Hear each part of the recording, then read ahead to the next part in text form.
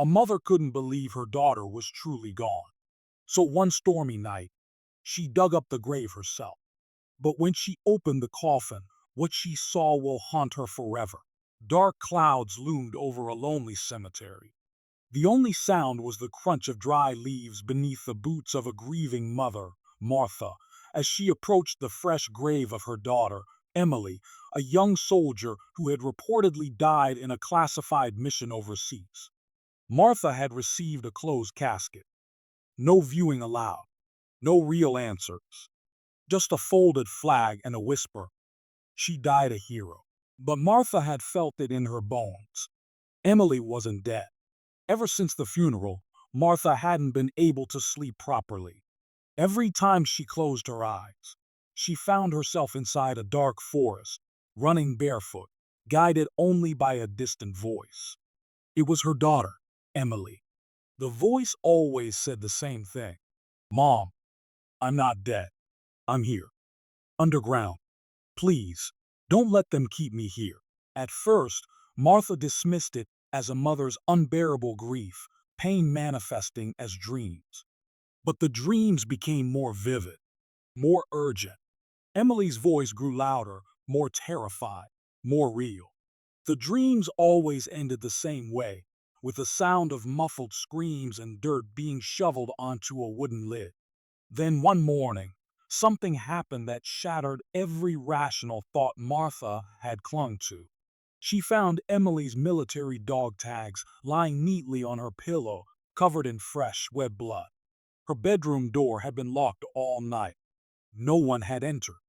The tags had been buried with Emily. Martha remembered placing them in the coffin herself. Her hands trembled as she held them, and her heart pounded with a truth she could no longer ignore. This was not just grief. This was not imagination. Something was wrong, terribly wrong. And that night, under a sky heavy with clouds, with a shovel in one hand and her daughter's blood-stained tags in the other, Martha made a decision that would change her life forever. She was going to dig up Emily's grave and uncover the truth, no matter how horrifying it might be. The sky was pitch black, cloaked with heavy clouds, as if the heavens themselves were warning her to turn back. But Martha didn't stop. With each step toward the graveyard, her boots sank into the wet mud, the cold wind biting at her skin, howling through the trees like lost souls whispering secrets. She carried a single flashlight in one hand and a rusted shovel in the other. Her fingers trembled, not just from the cold, but from the overwhelming fear of what she might find, or not find. The cemetery was eerily silent, except for the occasional distant crack of thunder. Tombstones stretched like broken teeth across the earth, each one holding a story, a secret. But only one grave mattered to her tonight, Emily's. She reached the fresh mound of soil and stood over it, staring at the small wooden marker. It was surreal. Just days ago, she had stood here in black, sobbing with family and friends, trying to accept the unbearable truth. Now, she was here alone, ready to undo it all. Without wasting time, she drove the shovel into the ground. Thump. Another. Thump. Again. The rain began to fall harder, soaking her clothes, blurring her vision. But she didn't stop. Her hands blistered. Her breath grew ragged. Still, she dug like a woman possessed. Hours passed. Mud clung to her legs. Her arms ached. The flashlight flickered. Her heartbeat pounded like a war drum in her ears. And then, thud, her shovel hit something solid. The coffin. She dropped to her knees, wiping away the remaining dirt with shaking hands. Her heart nearly stopped as she reached for the latches. For a long moment, she just stared at it, frozen in fear. Part of her wanted to close the grave and walk away. But curiosity, and a mother's love, was stronger than fear. She slowly lifted the lid, and inside was not what she expected. As the lid creaked open, the sound sliced through the air like a scream in the silence. Martha's eyes widened with disbelief. She blinked once, twice, convinced that the rain or exhaustion had blurred her vision. But no, her worst fear wasn't that her daughter's body would be decayed or lifeless. It was this. The coffin was empty. No body, no uniform, no folded flag, just darkness. For a second, Martha couldn't breathe. Her knees gave out and she collapsed beside the grave, clutching the edge of the coffin, gasping for air as raindrops mixed with tears. She had been prepared for horror, for heartbreak, but not this kind of horror. And then she noticed something. Lying neatly at the very bottom of the coffin, almost as if it had been placed there with intention, was a small white envelope, immaculately clean despite the soil and moisture around it. With trembling fingers, she reached inside and pulled it out. Her hands shook so violently she could barely tear it open.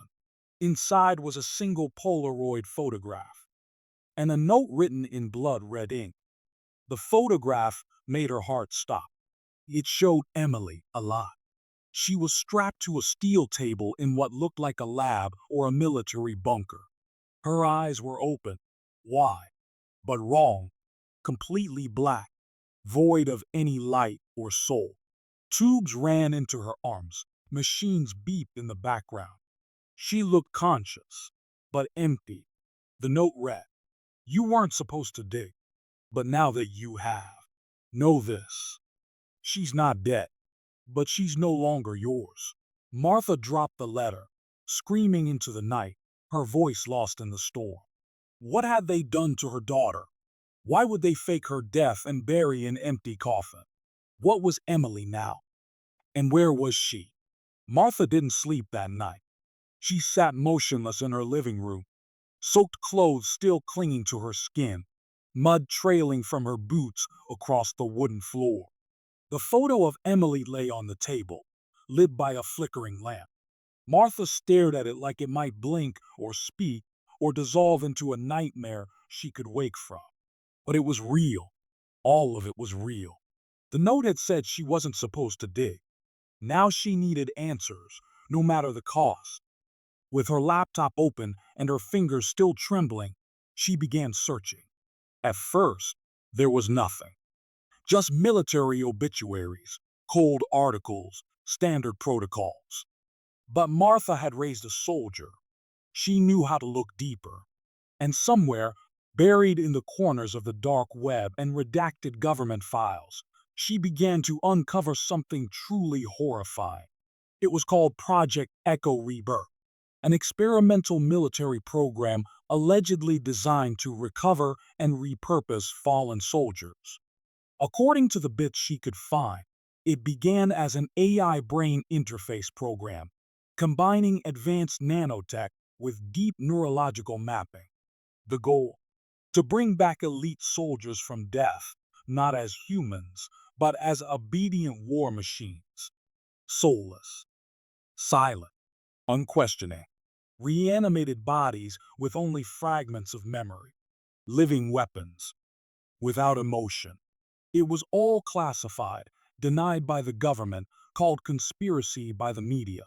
But Martha had seen the photo. She had held the dog tags. She had opened the empty coffin with her own hands. This wasn't fiction. This was Emily. She found one chilling report from a whistleblower scientist who had mysteriously vanished years ago. The message was brief. They're not bringing them back. They're copying what's left and killing what remains human. Martha sat frozen. The daughter she had raised, the girl who used to sing in the kitchen, who laughed too loudly, who wrote letters home from war, was now some kind of manufactured shell. Or worse. Maybe she was trapped inside, fully aware, screaming silently, unable to escape. And then the power went out. The room fell into sudden, absolute darkness. The hum of the refrigerator died. The lamp flickered once. Then silence. Only the sound of wind howling outside and rain tapping against the windows remained. Martha sat frozen in her chair, the laptop screen now blank. The photo of Emily still lay on the table, half lit by a faint flash of lightning outside. Her breathing grew shallow. And then, ding dong, the doorbell echoed through the house. Once, twice. Martha stood up slowly, her heartbeat pounding like a drum in her chest. She reached for the drawer near the kitchen table and pulled out the flashlight again, now dim and flickering. Her hands were ice cold. The clock on the wall read 3:17 a.m. No one should be here. She moved toward the front door, each creak of the floorboards beneath her feet louder than the last. She paused, just a few inches from the handle. She didn't ask who it was. Somehow, deep down, she already knew. With a trembling breath, she unlocked the door. It swung open with a long, eerie groan. Standing there in the pouring rain was Emily. Same face, same uniform, same boots, but different. Her skin was pale, unnaturally pale, like a wax figure. Her lips didn't move. Her hair hung flat and soaked, eyes wide open. But they weren't Emily's eyes anymore. They were pitch black, glossy, empty, alien. She raised one hand in a slow, robotic wave, as if mimicking something she had once known how to do. Then she spoke, but her mouth didn't move. Her voice came like a static whisper, straight into Martha's mind. They know you dug the grave. They're watching now. You weren't supposed to remember me. Martha backed away, tears spilling from her eyes. And then Emily said one last thing. Goodbye, Mom. Suddenly, her body jerked violently, as if something had remotely shut her down. Her eyes rolled back, and she collapsed on the porch like a puppet whose strings had been cut. Before Martha could react, black SUVs rolled up in silence at the end of the street.